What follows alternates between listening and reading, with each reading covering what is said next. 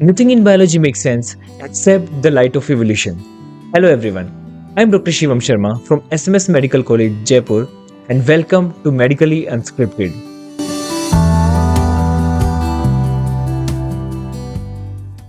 Charles Darwin का नाम तो आपने जरूर सुना होगा. He was a British naturalist and biologist. उन्होंने सबसे पहले थ्योरी ऑफ इवोल्यूशन दिया था. चार्ल्स डार्विन जब गैलापागोस आइलैंड गए, तब उन्होंने देखा कि यहाँ जितनी भी फिंचेस है, उनकी बीक की साइज अलग-अलग है, शेप्स अलग-अलग हैं. व्हाई? बिकॉज़ वो अपने नेचर में, अपने एनवायरनमेंट में अडैप्ट हो गए. और तब उन्होंने कहा सर्वाइवल ऑफ फिटेस्ट, जो फिट है वही सर्वाइव करेगा. इसीलिए आज आप ये वीडियो देख रहे हैं because you want to survive in this competitive world. You want to be fit in this world so that you can survive and adapt well in your environment with your colleagues. 1859 में Charles Darwin की एक book The Origin of Species release हुई थी. उसी book में उन्होंने सभी life forms के बारे में जो उनकी जर्नी में उन्हें मिले, उसके बारे में लिखा. And this book become the foundation of modern evolutionary biology. अब हम बात करें कि आपको बायोलॉजी लेनी क्यों चाहिए, तो सबसे पहले तो आपका इंटरेस्ट होना चाहिए. और इंटरेस्ट किस में होना चाहिए? Because at this time we don't know what is biology, what is life sciences. तो अगर मैं आपको एक छोटा सा उदाहरण देकर बताऊं कि आप एक ऐसे प्लेनेट में रहते हो जहां कुछ केमिकल रिएक्शंस की वजह से ए बायोजेनेसिस हुआ, जो एक सिंगल सेल्फ रेप्लिकेटिंग मॉलिक्यूल का जन्म हुआ, और ये बात है अप्रोक्सीमेटली 4 बिलियन ईयर्स पहले की. तो उस वक़्त जब एबायोजेनेसिस हुआ, सिंगल सेल के बाद प्रोकैरियोट्स बने, यूकैरियोट्स बने, एनिमल्स बने, प्राइमेट्स बने एंड होमो सेपियंस बने. तो ये जो पूरी जर्नी है, ये जो इवोल्यूशन की जर्नी है, अगर आप इसको समझोगे और अगर आप उसको अच्छे से समझकर जानने की कोशिश करोगे, तो आपके लिए बहुत इंटरेस्टिंग बनेगी बायोलॉजी. बिकॉज़ आप सभी चैप्टर्स को आप देख लीजिए. आप आगे भी जब अगर इसमें बढ़ते हैं, आप डॉक्टर बनते हैं, आप साइंटिस्ट बनते हैं, आप एग्रीकल्चर में जाते हैं, या फिर आप जेनेटिक्स में जाते हैं, मॉलिक्यूलर बायोलॉजी में जाते हैं, बायोजेनेटिक्स में जाते हैं, बायोटेक्नोलॉजी में जाते हैं. इन सभी स्कोप में आपको एक इवोल्यूशनरी स्टोरी दिखाई देगी ह्यूमन बीइंग्स की. क्योंकि ये बहुत ही ज़्यादा एक इंटरेस्टिंग फैक्ट है, या बहुत ज़्यादा चौंका देने वाला एक चीज़ है कि एक ऐसा प्लेनेट जहाँ ऐसे लिविंग बीइंग रह रहे हैं लाइक ह्यूमंस, जो सब कुछ देख पा रहे हैं, सब कुछ सुन पा रहे हैं, सब कुछ महसूस कर पा रहे हैं. एनसीईआरटी में भी लिखा है कि humans are only self conscious being.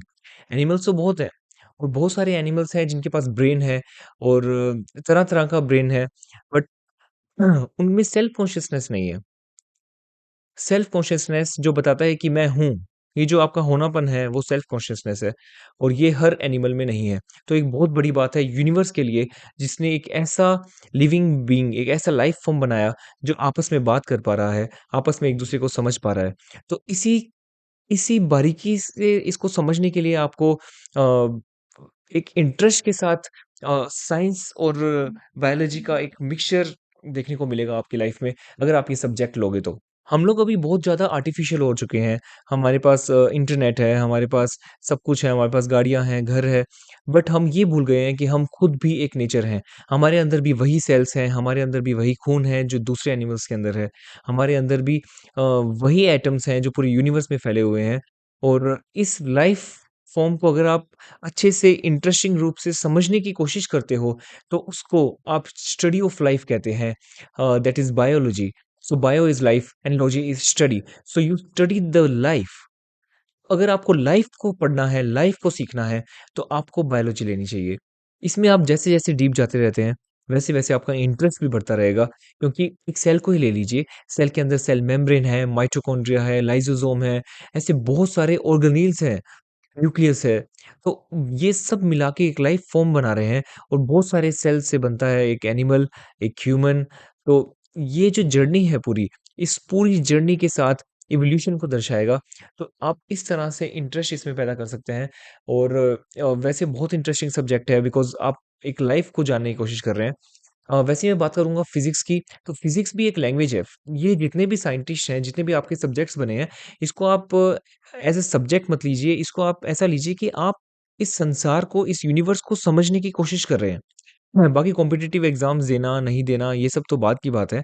पहले आप बेसिक फ़ॉर्म ऑफ लाइफ़ क्या है, वो जानने की कोशिश करेंगे, तब आपको इसमें मज़ा आना शुरू होगा और तब आपको लगेगा कि मुझे इसमें और इंटरेस्ट आ रहा है, मुझे इसमें और डीप जाना चाहिए। बहुत सारे साइंटिस्ट हैं, जिन्होंने अपना पूरा जीवन बिता दिया छोटी-छोटी चीज़ों के लिए। एल्बर्ट आइंस्टाइन के बारे में तो आपने सुना ही होगा।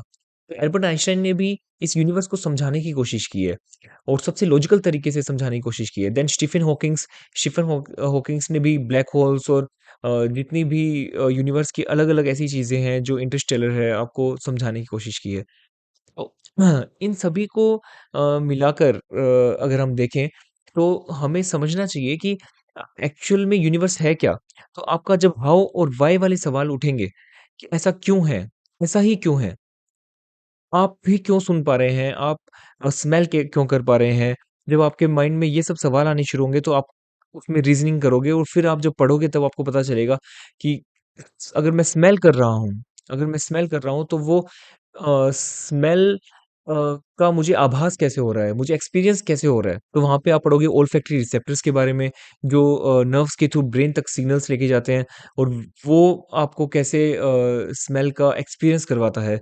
आप सुनते कैसे हैं? ईयर के कितने फॉर्म्स होते हैं, middle ear, inner ear an external auditory canal और फिर वहाँ से इनर इनर ईयर से ब्रेन तक सिग्नल्स कैसे जाते हैं। तो ये सब पूछने से, ये सब जानने से आपकी क्यूरियोसिटी और ज़्यादा बढ़ेगी एंड जो क्यूरियस माइंड है, वो हर चीज़ का आंसर ढूँढ ही लेता है। So all the best for your future और मैं इसके साथ ये कहना चाहूँगा कि सभी सब्जेक्ट्स अच्छे हैं। लाइक मैथमेटिक्स मैंने कहा था it's a language of universe. So एक मूवी है the man who knew infinity Ramanujan की मूवी है ये और उसमें उन्होंने अच्छे से बताया है कि how Ramanujan wants to explain the universe in form of a language. कोई लैंग्वेज तो चाहिए ना किसी को समझाने के लिए।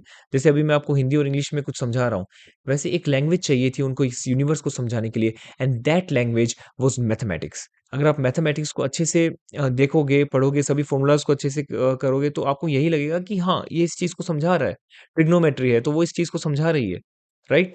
वैसे ही फिज़िक्स है, केमिस्ट्री है, केमिस्ट्री भी मॉलिक्यूलर लेवल पे आपको सब कुछ केमिकल्स के बारे में बताएगी और उसमें भी बहुत इंटरेस्टिंग चीज़ें हैं। फिज़िक्स आपको लॉज़ ऑफ नेचर बताएगी कि नेचर काम कैसे करता है, what are the laws, what is gravity, what is velocity, what is acceleration. As a career option मैं आपको बताऊँ कि आपको बायोलॉजी क्यों लेनी चाहिए तो बहुत सारे करियर ऑप्शंस हैं, आगे स्कोप बहुत है।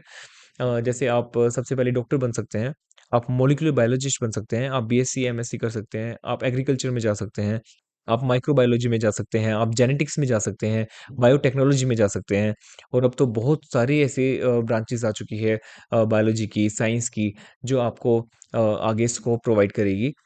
और अगर आप बायोलॉजी ले रहे हैं तो स्कोप से भी ज़्यादा आप लाइफ को समझना दिस इज़ वेरी इंपॉर्टेंट और इसीलिए आप इस कंपटीशन से बाहर आकर अपने आप को देख पाएँगे, इस दुनिया को देख पाएँगे। जैसे आप अगर बॉटनी पढ़ेंगे बायोलॉजी में तो एक छोटे से स्टोमेटा से जो फोटोसिंथेसिस हो रहा है, कितने कमाल की चीज़ है ये। मतलब जो जिसकी वजह से दुनिया चल रही है, राइट? पेड़-पौधे नहीं होते तो हम नहीं होते, हम नहीं होते तो वो नहीं होते। तो एक एक बहुत ही बड़ी साइकिल है जो इस यूनिवर्स को चला रही है, सब कुछ आपस में जुड़ा हुआ है। तो इस जुड़ाव को महसूस करने के लिए you can take biology. Thank you so much and अगर आपको ये पसंद आया तो please subscribe my channel Medically Unscripted. Thank you.